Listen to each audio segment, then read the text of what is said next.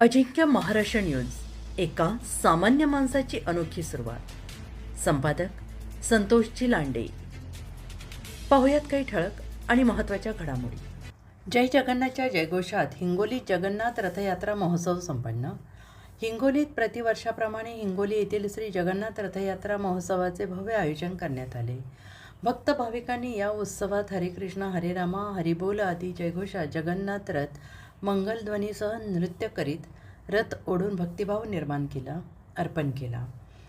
हिंगोली जिल्हा जगन्नाथ रथ यात्राचे धार्मिक, आध्यात्मिक आणि नैसर्गिक महत्त्व आणि इस्कॉनचे तत्त्वज्ञान प्रणालीला प्राप्त झालेले यश हे पुढील पिढ्यांसाठी शिदोरी आहे. अशा आशयाचे उद्गार राधा गोपीनाथ मंदिर जुहू चौपाटीचे प्रवचनकार श्रीमान रुद्रनाथ प्रभूजी यांनी काढले. AC भक्ती वेदांत श्रील प्रभुपाद यांनी दिलेली शिकवण अंगीकारली तर अवघ्या विश्वात शांती नांदेल आणि ती आजची गरज आहे, असंही रुद्रनाथ प्रभू यांनी म्हटले. त्यासाठी इस्कॉन तत्त्वज्ञान अंगीकारा असं आवाहन त्यांनी केलेलं आहे. आंतरराष्ट्रीय कृष्ण भावना मृतसंघ बळकट झाला असून जगभरातील कोट्यावधी साधक या कार्यात अहोरात्र सेवाभावाने कार्यरत आहेत आणि हाच आदर्श समोर ठेवून हिंगोली इस्कॉन शाखेमार्फत वर्षभर विविध आध्यात्मिक आणि सामाजिक उपक्रमांचे आयोजन करण्यात येते. त्यावेळीबद्दल त्यांनी हिंगोली शाखेचा गौरव केला.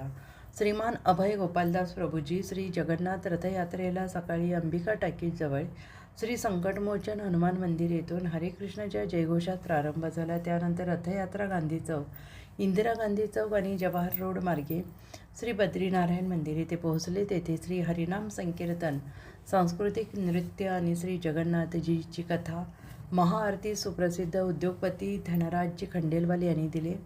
हिंगोलीमध्ये इस्कॉन मंदिर नसल्यामुळे वर्षभर आयोजित करण्यात येणाऱ्या विविध कार्यक्रमांमध्ये अडथळे निर्माण होतात. त्यामुळे आता इस्कॉन मंदिर उभारणे ही काळाची गरज असल्याचं त्यांनी नमूद केले. त्यामुळे हिंगोली इस्कॉन परिवारामध्ये नवचैतन्य निर्माण झालेले आहे. यावर्षीच्या रथयात्रेत नागपूर येथील उद्योगपती धनराजजी खंडेलवाल, मुंबई येथील सहाय्यक धर्मादाय आयुक्त रवींद्र धायतडक यांच्यासह हिंगोली, परभणी, वाशिम तसेच स्थानिक इस्कॉन परिवारातील अनेक साधक यांनी महाआरती पूजा अर्चना केली. अजिंक्य महाराष्ट्र न्यूजसोबत उपसंपादक श्रीहरी आंबोरे पाटील.